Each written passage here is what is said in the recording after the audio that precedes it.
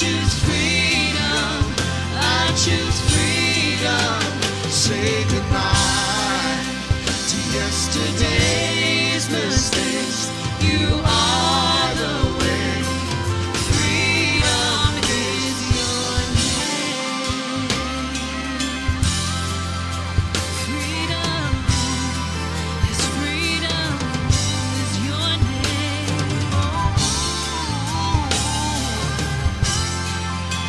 Freedom is your name, Jesus. Yes, it is. Yeah.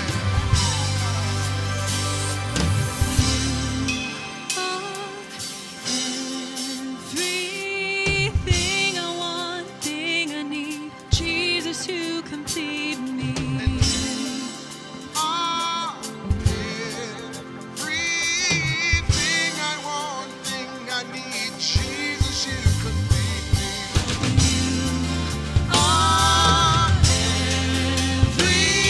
Everything I want, thing I need, Jesus to complete me.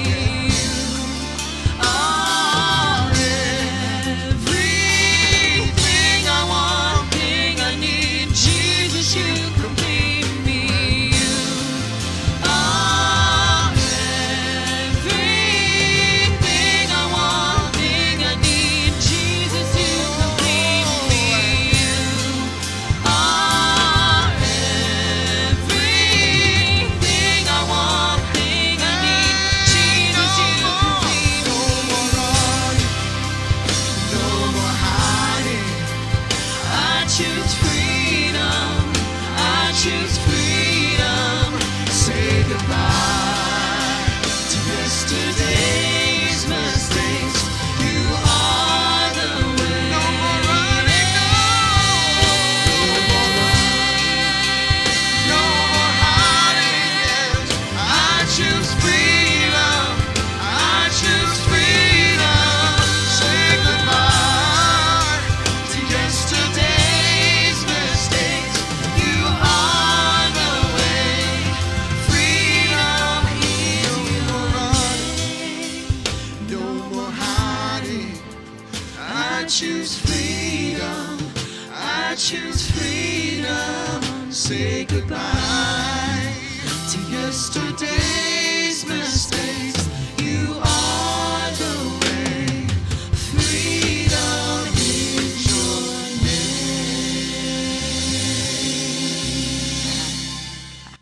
name. Worship Church Live.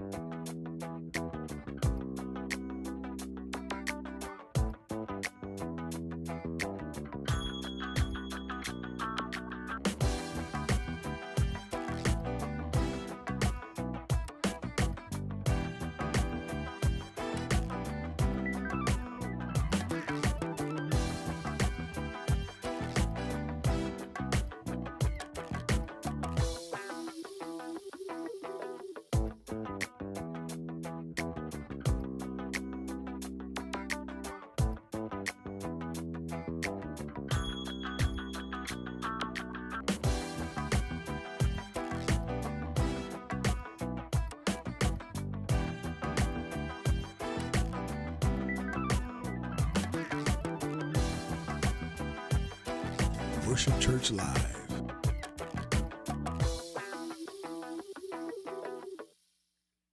What's going on, Worship Church Live, folks, with Pastor FuZz. Welcome, welcome, welcome, welcome, welcome, welcome, and welcome. How y'all doing today? It is Wednesday, midweek with Pastor FuZz, and this week, today, we are going to be discussing your tribe, your people, your whoever. Okay, so I've got about 25 to 35 minutes today, which we're going to talk about. So following up after talking about every tribe and every tongue and every nation, will bow down and recognize who God is and all of that, right? We are going to talk about your tribe. So this is your chance to pull in and go ahead and send in some, like, who are you, like, and what do you, who's your family, and what do you do, and stuff like that. So I see that my brother's on. What's up, Mick? How you doing? And so obviously, all these people here, let me go to it so you can see. Everybody who is related to me here is related to my little brother. Let me see, make sure it's, yes. Okay, so all of the people that you see here, here's our dad, right? That's our dad. Here's our mom. And all of these people are our people. That's our tribe. As you probably heard when we were here the other day, talking about this. This is my family. This is my tribe. These are some of the people that are in my bloodline. And so, yeah, that's who we are. That's who some of the people that make up these two people that make up me right here, myself right here, and my little brother, which I don't have a picture here. I should have had a picture. Mick, I'll put one up on you here in a little bit, probably on next midweek, so y'all can see my little brother. Okay, so um, so yeah, so and then in Connie and Crystal and Sissy and Ati, all y'all send me some pictures so I can show that too. And then I can show you guys some of my nephews and all this other stuff. We're gonna be talking about family here this next few weeks. And we're gonna talk about how we can see God moving in the family and what God has done. And we'll talk about that. And then we're gonna start talking about the bloodline of God and how some of the people in his bloodline, you'd go, in the bloodline of our Savior. You know what I'm saying? So it'll be like that. But anyway, so I just want to be here for a couple minutes before y'all and find out who you are. I'm not really seeing who else is on. You know what? Let me go ahead. Do you mind? Let me look at. I'm gonna look at Worship Church Live because I'm looking at mine only right now, and I want to see who is on Worship Church Live. All right, let's see who we got on. Yeah, there's some people on. Who are you? Who are you? I can't see who you are. Okay. Well, I know that somebody's watching, but I can't see who you are. So I can't see who you are. I'm sorry. I tried. Don't hate me. Don't hate me. But we just um okay. Oh, now let me try to see who's on. Who's watching me? Who's watching you? So tell me about your family. Tell me about your family. Tell me who you are. Tell me what you're doing. Uh, yeah, I can't see you. I still can't see you. Okay. I tried again. I tried a different way and I still couldn't see who's there. Okay. So now I'm going to go back to mine so that I can see all the interactions here. Now I've got some people in my family um, that I didn't know were my cousins for the longest time. Right. And Sybil, I didn't know Sybil was our cousin Mick. Uh, um, I, I found that out like 2 years ago or something like that, and I was like, oh, on my mother's side, I didn't know that. Oh, okay. So I'm like, oh, so everybody on my mother and father's side has something to do with either singing or playing or whatever. And Mick, I was telling everybody how our family down in North Carolina and South Carolina, well, especially North Carolina on my father's side, are all pastors, musicians, or singers or whatever. So yeah, my little brother says, "Yep, yeah." I just found that out, and I mean, it makes sense, right? It makes sense. Like we've got other cousins too that I found out I didn't even know. So let's talk about the whole celebration of it, right? We're talking about you know, let's celebrate our family. So my brother and I get a chance. My brother and I, we live together, and so I go visit in with him because at a time we were what was it, Mick, like 35 years we hadn't seen each other, something like that. 30, 35 years, somewhere around that. We had, we barely talked. Like, it wasn't because we were mad at each other or anything like that. It was just because I lived out here and he lived out there, and both of our lives were doing stuff. And he's got 75 kids, and I've only got 16 or 17. And and so we were talking. We were talk periodically. 27. That's right. He's got 27 kids. I got 12. But so we didn't talk a lot, but now we live together, and it's kind of cool to be able to just go into my brother's room and then just kind of sit and hang out, have some coffee like we did the other night. Uh, Sat down, had some coffee and cookies. Had a little bit, coffee didn't have any sugar in it, so the blood sugar was like, whoop.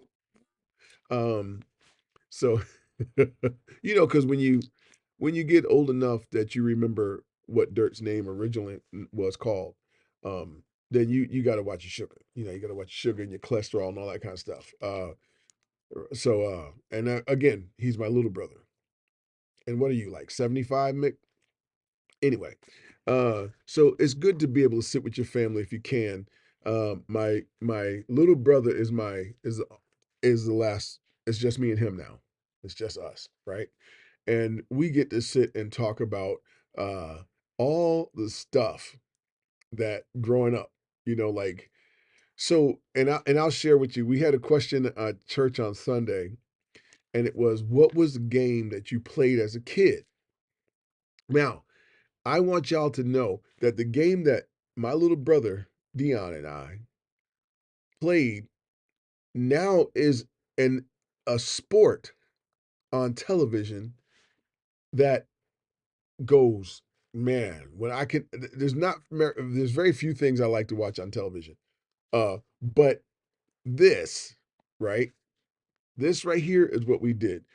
It's that slap fight, that slapping game where you stand there and you got your pull your hands behind your back, and you let the person completely rearrange your taste buds and your face. I actually watched the dude's face. The dude slapped and broke his whole everything, and his eye and everything dropped down. It was crazy. It was crazy. My brother and I used to play that game for fun. That was what we did. We stood just outside, put our toes together like this, and then we stepped back one step, and then we would hit each other. Now, the game was every slap got intensified, just like the real one. And only ours was, if you flinched, like, you no matter how hard we hit, we weren't knocking each other out. Like, y'all don't know the Floyds, right? Because if you hit me hard enough that you gonna knock me out, you got another thing coming. You think you got you got another thing coming. Anyway, we would slap the taste out of each other's mouth. Now, this is what we would do.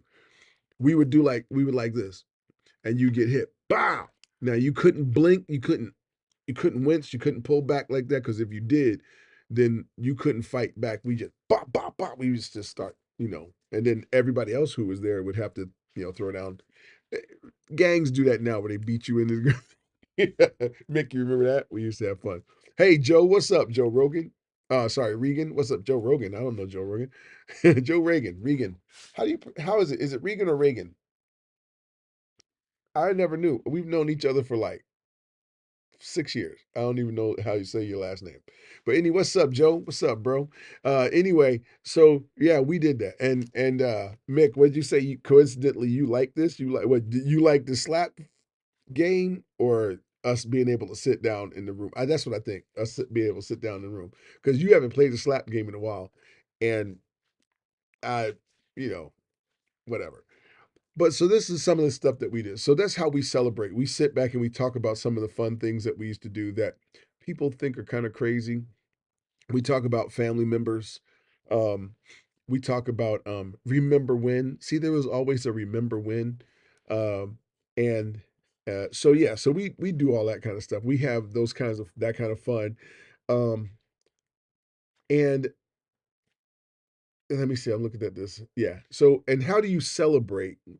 how do you celebrate your tribe? How do you celebrate your people? Um, and so Regan, all right. So thanks, Joe. So we celebrate by you know, have like remembering all of the stuff. Like remember now, here's the thing. Some of the things that we remember, it's not fun. It's not cool. It's not nice. As a matter of fact, some of the things we remember, if we um if we were younger, we would get upset, right? If we weren't where we are, we would get upset. But God has moved us to a place where not just physically older, where we just like it's whatever, but it's also that stuff doesn't influence us. It's not on our backs, right? Because it's not just age, right? It's not just a passing of time. Because there are people who are our age still living in that kind of that causes them to be completely, and there are we know people who haven't gotten out of that, who the stress of that stuff has, completely unalived them. So um, you know, so yeah, we we remember and we relive some stuff that's not fun. But the great part is my brother and I have this, we remember the time when, oh man, and then we will laugh. Oh my gosh. Now some of the stuff we laugh at, y'all will be like, oh, because not everybody's humor or not everybody's whatever is the same. You know what I mean? You know what I'm saying? Not everybody's sense of humor or understanding of humor or whatever is the same. That's cool. It's all right. We cool with that. And so, excuse me. But the whole thing, we celebrate people by reliving, by being in the moment and remembering the moments that we were in the moment with them. Okay, so that's how we celebrate. Now we also celebrate, like we just, this month is African American History Month, Black History Month, and um, while I completely agree with some who say, now listen carefully, people who say we don't need a Black History Month, we shouldn't have to have a Black History Month, is what they're saying. Like American history is Black history. Native American history is American history. Those of us who have Scottish blood and all that stuff, we celebrate that too already, but we shouldn't have to pull all of African American history into one month and try to celebrate it then. It should be celebrated every day. All the things that were made and created and done by African American people should be celebrated all the time. And it should be recognized and should be known about. Not just talking about slavery, right? Not just talking about Jim Crow, not just talking about we should be celebrating all that. So I'm appreciative of Black History Month because there is so many more things coming out every month, every year. There's more and more history. So much so that even I'm going like, I didn't know that. I did not know that. Who? I didn't know that either. And so it gives me some research to do, and I look it up, and I'm like, oh, for sure, that's absolutely, because you can't trust everything.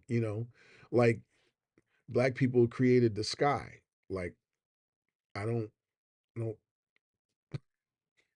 Wikipedia said the first star in the sky was made by a Black man. I don't. I'm not gonna listen to that. I'm gonna research that. but if you say there was a Black man who made the signal light, okay. If you say it was a Black man who created the first flying machine, Wilbur and Orville was the one that actually flew, but this person actually had you know, and you go and I go, oh really? And I look it up and find out it's true, and I'm like, wow. And then there's documentation, uh, patents, and all that kind of stuff, predating all that stuff. I'm like, oh man, really? And then somehow his machine was never made it to the flight. to make the flight, to be the first flight. That's kind of sucks. We should know that. We should know that. The first combustion engines, all that kind of stuff. We should know that. Right. Right, Joe. We all made America what it is. Right. Right. And